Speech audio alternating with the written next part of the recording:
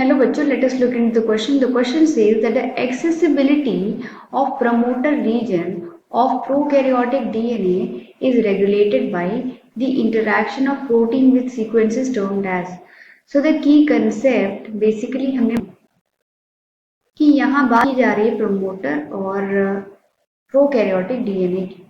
So it will be the regulation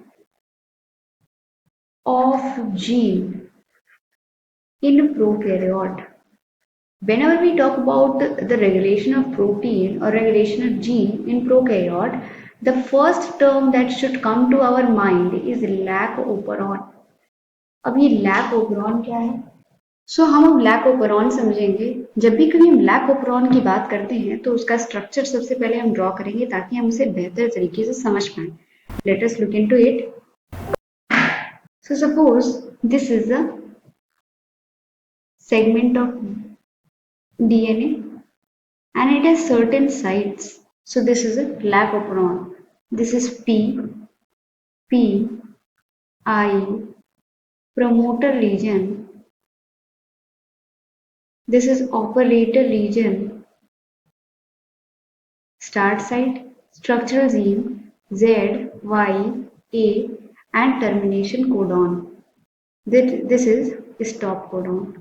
So we can see that there is a polycistronic. This segment is polycistronic because many genes are expressed at a time. Now what we see, what are these sites basically? Let us understand it. First of all, पहले इस site की बात करें तो यहाँ पे जो ये I region है, this I region, it codes for the regulatory gene, जिसकी वजह से हमें मिलता है repressor protein. This is mRNA of it, and over its expression, this repressor protein formation takes place. Now this is a promoter region where the RNA polymerase gets binded, or you can say bounded.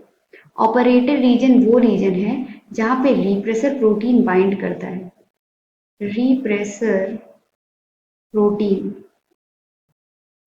अब बात करें इन structural genes की. So this is beta galactosidase. This codes for permease and this codes for transacetylase. Now what we see कि क्योंकि ये lack operon है, यानी कि जैसे ही लैक्टोज का प्रेजेंस होगा मीडियम में तब ये जीन एक्सप्रेस करेगी. कैसे एक्सप्रेस करेगी ये समझेंगे. बीटा गैलेक्टोसाइडेज का फंक्शन ये है कि ये लैक्टोज को ब्रेक डाउन करता है मोनोमर फॉर्म में, that is glucose plus galactose. Alright, galactose.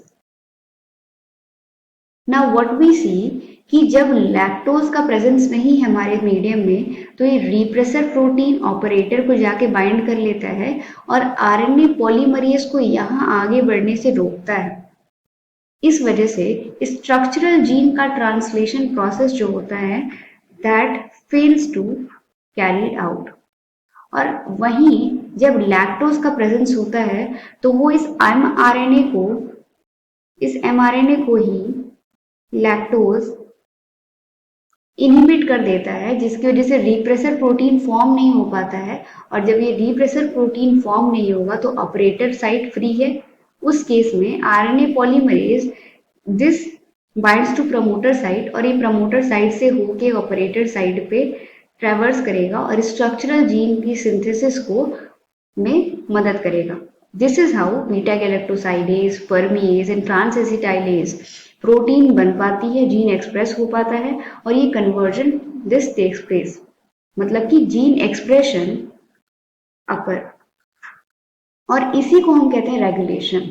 अब वो किसकी वजह से हुआ? The accessibility of promoter region of prokaryotic DNA is regulated by. इसकी एक्सेसिबिलिटी यानी कि प्रमोटर रीजन पे जो बाइंड कर रहा है वो इन जीन्स को एक्सेस कर पा रहा है या नहीं कर पा रहा है, वो एक प्रोटीन पे डिपेंड करता है. तो उस प्रमोटर या उस जो प्रोटीन है उसका नाम पूछा गया है. विच सीक्वेंसेज आर टर्म्ड एज. तो क्योंकि रेगुलेटरी जीन इसको कैरी कोड कर रहा है रिप्रेसर प्रोटीन को, तो इसको हम रेगुलेटर प्रोटीन भी कह सकते हैं। thus we can conclude that it is regulator. Let us conclude. The final answer is that option A is correct. Hope you all understood. All the best.